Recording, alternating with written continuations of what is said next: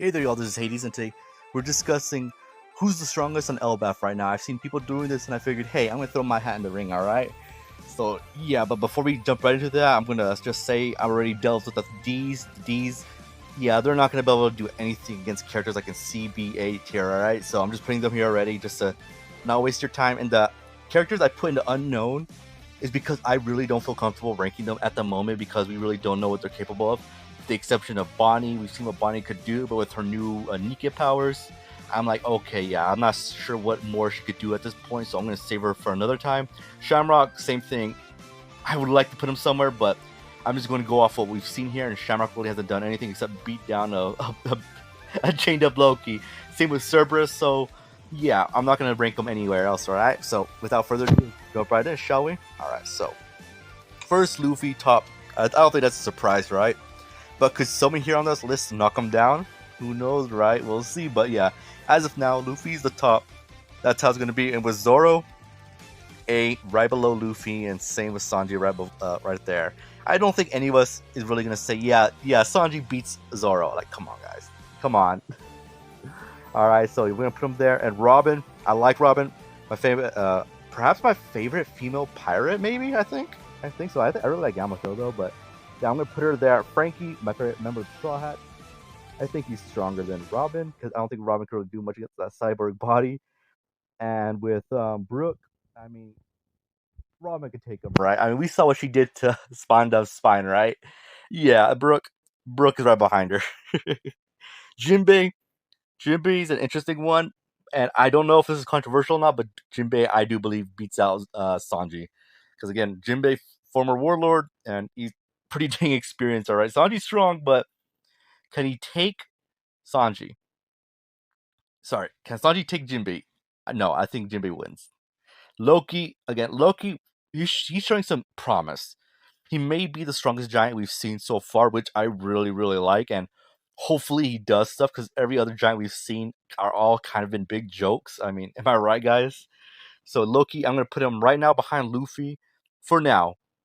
Alright? Because again, he's showing promise, and I would definitely wager Loki, seeing him go all out, like, if he's 100%, I think it'd be very possible he could beat out Nika Luffy. Nika Luffy. Alright, and Dorian Broggy, I'm just going to put him right here because they definitely could probably. I say that as I'm looking at it right now. Can they beat Frankie? I want to say yes. But if Frankie was in the general, probably not. But he does have the general here. We haven't seen it on Elbaf yet, so we'll put them above for now. Kuma, the reason I have Kuma here, because we're doing damage Kuma. We're not doing Kuma at 100%. So damage Kuma, I would say, is probably around here for now. He'd be the top of C, I'd say. Because again, this is damage Kuma. If Kuma was at 100%, he'd be much higher, for sure. But right now, I'd say he's right here. Alright, now that's what I'm talking about. Yay! I love that nickname. I'm putting him right there, right in front of Loki. Because again, we don't really have that much on Loki except some what he's witnessing what he did, so that's pretty impressive.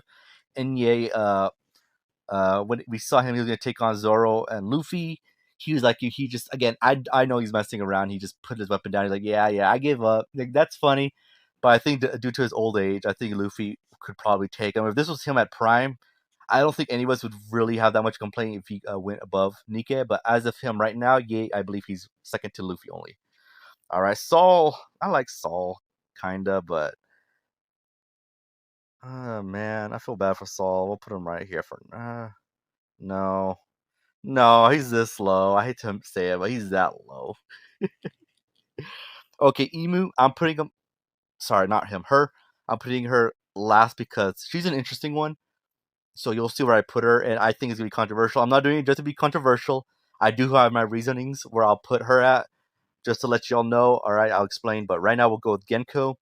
Genko. Okay, Genko is again, it just comes down to Genko. Like, does Jinbei really have any real hard counters to her generation?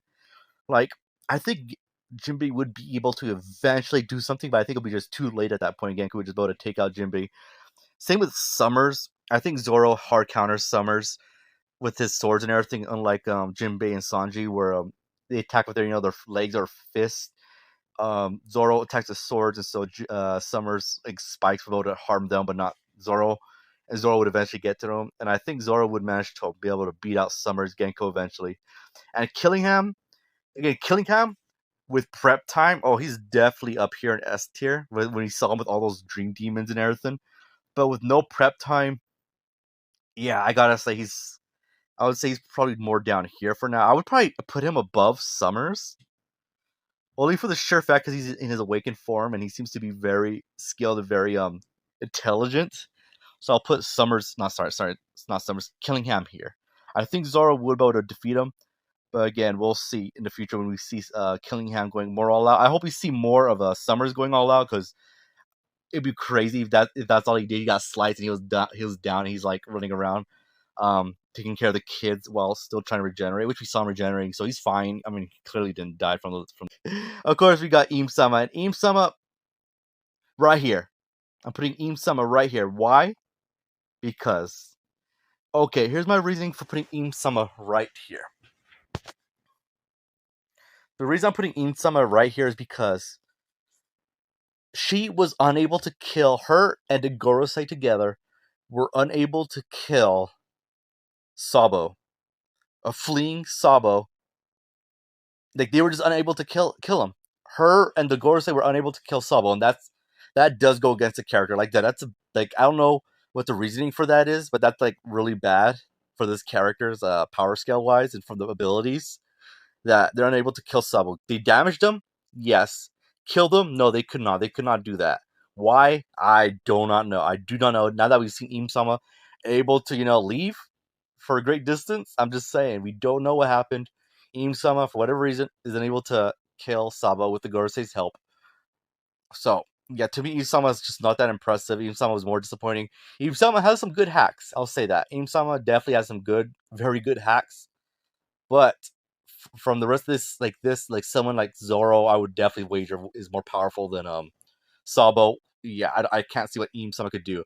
Maybe if the spell thing that Im is doing, like, can definitely trap like Zoro, Loki, Ye, and Luffy, like trap them and turn them to demons. Then okay, yeah. Im-sama goes up much higher. But as of the moment, nah, we don't. Again, no, I'm just not convinced at the moment. I could be wrong, but yeah. And yep, that concludes my tier list for these characters as of the moment.